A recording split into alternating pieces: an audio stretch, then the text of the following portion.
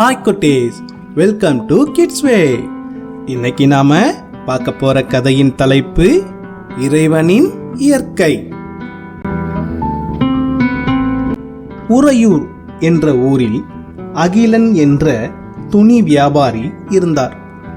அவர் வாரத்திற்கு ஒரு முறை நகரத்திற்கு சென்று புதிய துணிகளை வாங்கி தினமும் அருகில் உள்ள கிராமங்களுக்கு விற்பனை செய்து வந்தார். ஒரு நாள் அகிலன் அவன் ஊரிலிருந்து வெகு தூரம் இருந்த வெள்ளியூர் என்ற ஊருக்கு துணிகளை விற்பனை செய்ய தன் மிதிவண்டியை எடுத்துக்கொண்டு அங்கிருந்து புறப்பட்டான். அகிலன் வெள்ளியூர் வந்ததும் வியாபாரத்தை துவங்கினான். மதிய உணவு இடைவேளை வரை வியாபாரம் செய்து வந்தான். அகிலனுக்கு வெகு தூரம் வந்த களைப்புடன் பெரும் பசியும் வயிற்றை கிள்ளியது. உடனே தான் கொண்டு வந்திருந்த உணவை அங்கேயே உண்டான். அவனுக்கு பசியும் அடங்கியது. ஆனால் மிகுந்த களைப்புடன் இருந்ததால் அங்கு இருந்த ஒரு பெரிய மரத்தின் கீழே சிறிது நேரம் படுத்து ஓய்வு எடுக்க எண்ணினான். தன்னிடம் இருந்த துண்டை கீழே போட்டு படுத்துக்கொண்டு அந்த மரத்தை பார்த்தான். அது மிக பெரிய மரமாக இருந்தது. ஆனால் அந்த மரத்தின் பழங்களோ மிகவும் சிறியதாக இருந்தது. உடனே அருகில் இருந்த சிறிய மரங்களை பார்த்தான். அந்த சிறிய மரங்களில் பழங்கள் மிக பெரியதாக இருந்தது. இதை கண்ட அகிலன், இந்த இறைவனுக்கு அறிவே இல்லை போல. பெரிய மரத்தில் சிறிய பழங்களை பழுக்கச் செய்கிறான், சிறிய மரத்தில் பெரிய பழங்களை பழுக்கச் செய்கிறான். என்ன ஒரு அறிவற்ற படைப்பு என்று இறைவனை குறை கூறிக்கொண்டே தூங்க ஆரம்பித்தான் அகிலன். அகிலன் ஆழ்ந்த உறக்கத்தில் இருந்தான்.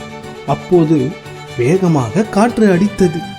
அப்பொழுது மரத்தில் இருந்த சிறிய பழங்கள் வேகமாக கொட்டின.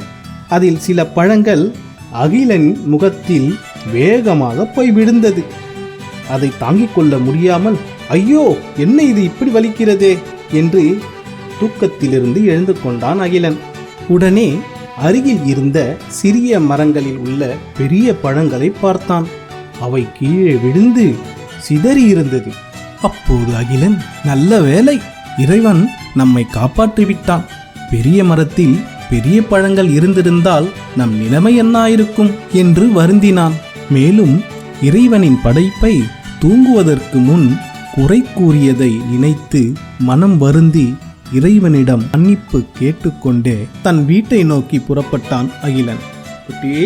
இந்த கதையிலிருந்து இறைவனின் படைப்பை எப்போதும் எதற்காகவும் குறை கூறக்கூடாது என்பதை தெரிந்து கொண்டோம். மீண்டும் நாம அடுத்த கதையில சந்திக்கலாம். அதுவரை take care, bye bye. Kids way. குரலும் பொருளும். வேண்டுதல் வேண்டாமை இளநாடி சேர்ந்தார்க்கு யாண்டும் இடும்பை இல. விருப்பு வெறுப்பு இல்லாத கடவுளின் திருவடிகளை பொருந்தி நினைக்கின்றவர்க்கு எப்போதும் எவ்விடத்திலும் துன்பம் இல்லை. ஹாய் ஃப்ரெண்ட்ஸ், லைக் பண்ணுங்க, கமெண்ட் பண்ணுங்க, ஷேர் பண்ணுங்க.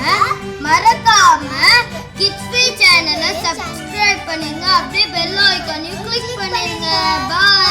Thank you.